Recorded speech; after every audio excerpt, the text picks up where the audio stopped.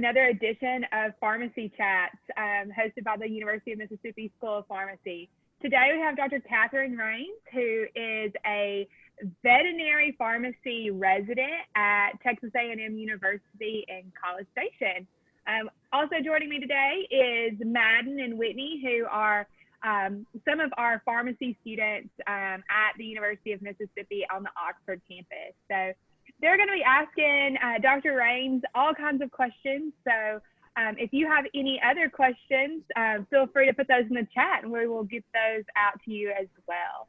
So I'm going to turn it over to you guys. And Katherine, if you kind of just want to give us an introduction, a little bit about yourself, and then Madden and Whitney can start tag teaming you on questions. I have always wanted to be a veterinary pharmacist. My first year of pharmacy school, we have a wonderful group called the American College of Veterinary Pharmacists. And I walked in and I was like, oh crap, I can actually dose animals instead. That's even better. So from then on, I became gung-ho about veterinary pharmacy. I have two adorable kitties. Look, I have their picture ready for looking. That's Mitty and that's Mido. They are a hot dang mess, but they make my life so much better. But yeah, that's a little bit about me. I'm really excited to be here. I love to teach about veterinary pharmacy. It's such an amazing organization to be in and just an amazing career too. So I'm excited. Awesome. So I guess me and Madden will go ahead and start asking you some questions. So the first question is, what drove you to go to pharmacy school? Oh yeah, so I actually figured out I wanted to go to pharmacy school in the 10th grade of high school. So I was in chemistry, and then we actually got to make some, I don't even know what it was. It was probably just like mixing some stuff together. Anyway, I thought it was the coolest thing that I was able to take two ingredients and make one ingredient, kind of like baking, which I love to do. And so I told my mom about it. She's like, okay, let's get you to job shadow. And I was able to job shadow at a huge compounding pharmacy called Vital Care. And I fell in love with it. That's why I actually got in. So I still get to do a ton of compounding here for sure. That's all, a lot of what veterinary pharmacy is compounding. So could you tell us a little bit more about your first job in pharmacy? Yeah, so A&M, this is their first ever residency program. So I'm the first resident here. So I am the waymaker for this area, but there are also four others residency, or I guess three other residency programs out there right now in the United States. I chose Texas A&M because it's amazing. They get to see so many things. So basically we have a large animal pharmacy and a small animal pharmacy. And small animals, obviously dogs and cats, and large animal is like horses, cows, goats, pigs, camels, bears, all that jazz. So they do a ton of stuff in both sides. Basically, as a resident, I was able to run the pharmacy, do a bunch of pharmacist stuff. So I'm able to make all the medications if I want to, make the chemos. I also get to teach a lot. So I'm teaching pharmacy students and also veterinarian students with me. I'm able to do research. I'm doing a research project this year on antimicrobial prescribing habits in veterinarians.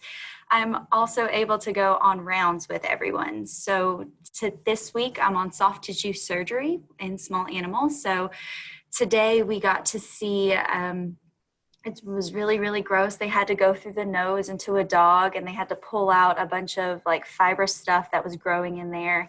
And then I got to see a patent ductus arteriosus closing. So that's like a artery in your heart that babies have, well, that we all have, but ours normally close when we develop, but this doggy's was open. So I got to see that heart surgery today.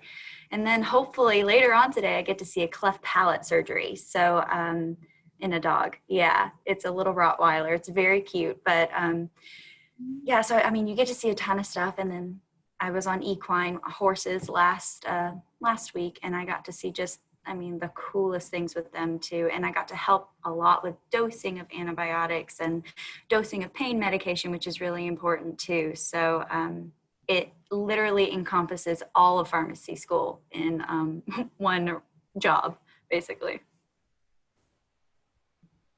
Okay, that's cool. So you talked about what you do and whatnot. What does your schedule look like though as a veterinarian pharmacist?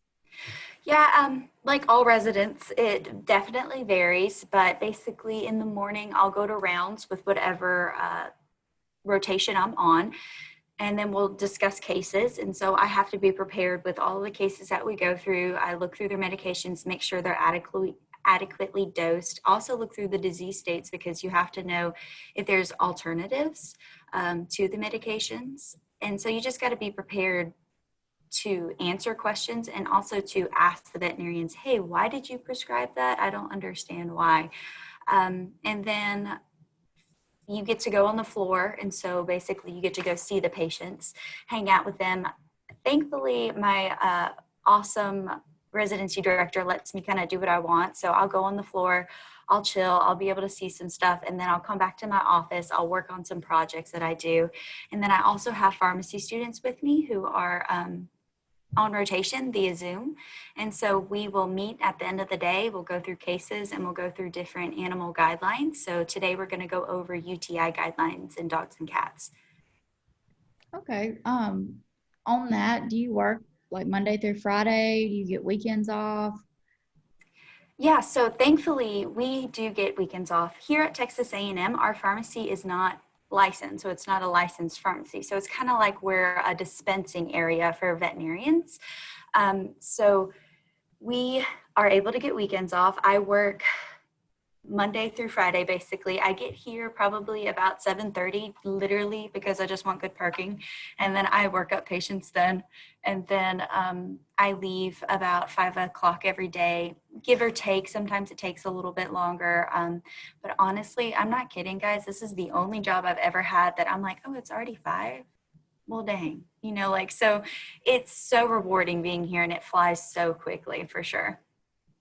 That's good. So I know you work with animals, so this might not be as big of a deal for you guys, but how has COVID affected your work and your schedule?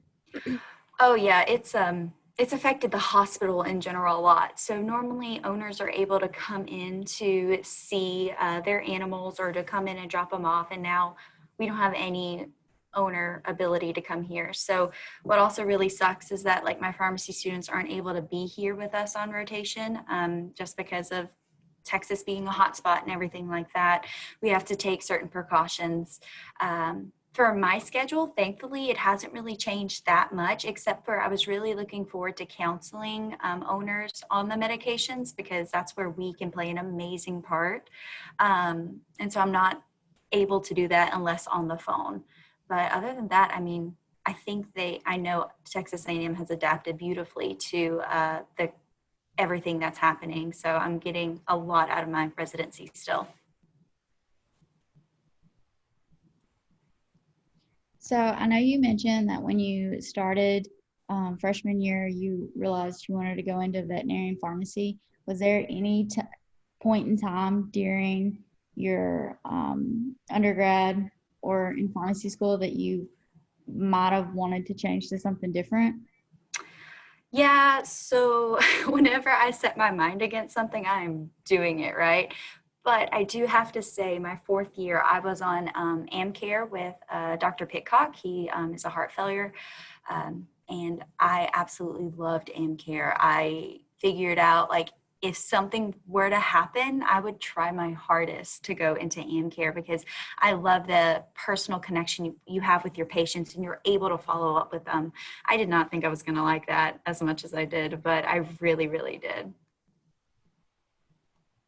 It still didn't change my direction. I was like, I'm going to be a veterinary pharmacist one way or another. This might be required for veterinary pharmacists, but why did you decide to do a residency? Oh yeah, so you can be a veterinary pharmacist without doing a residency. That's totally applicable, but now we're starting to get into that position, thankfully, in veterinary pharmacy, where it's starting to be preferred and you get amazing opportunities. If I was just a pharmacist at a regular school, I wouldn't have the ability to just run out and go to rounds, run out and go see a surgery, do administrative stuff too.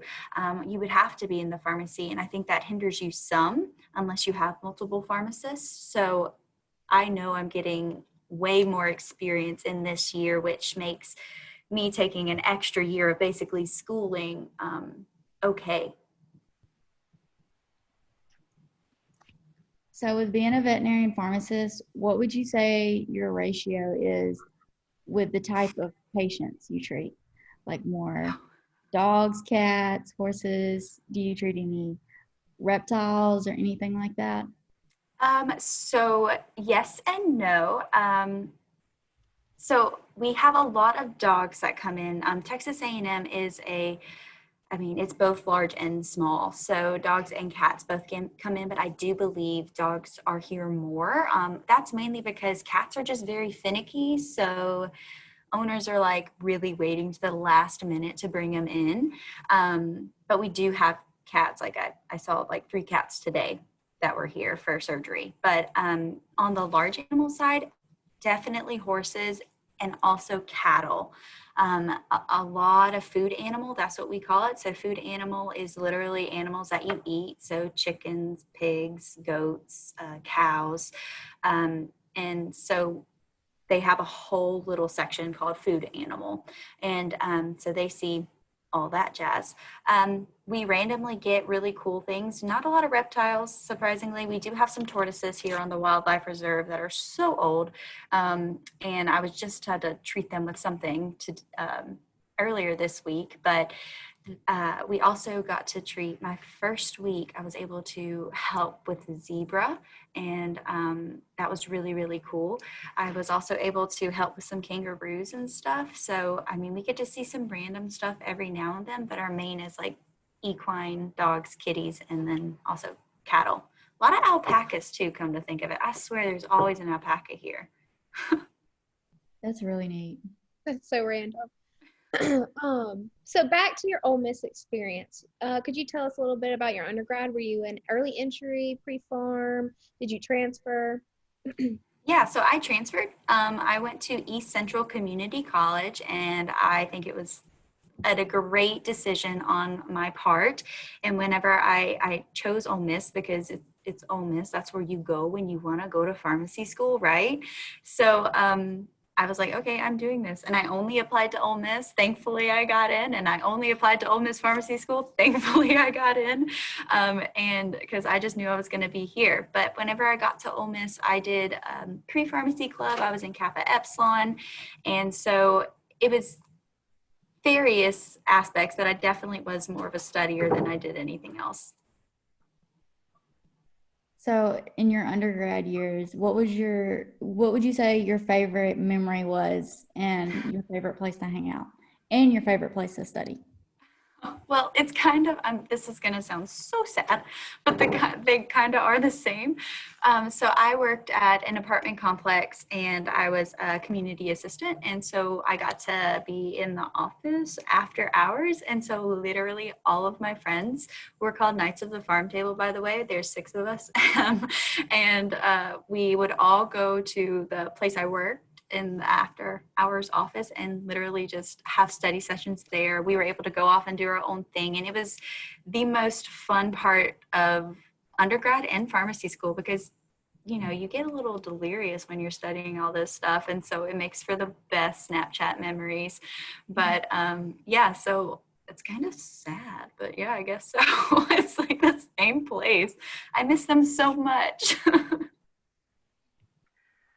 Well, that is kind of wraps up our general questions. I do always like to end with one question.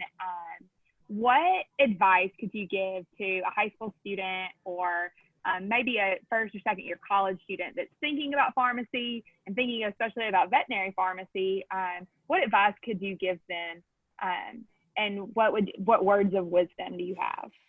So I would say if you're thinking about pharmacy, job shadow, go out and see what we do. We have an amazing job that you can literally go into so many fields and you can just get 1 degree, right?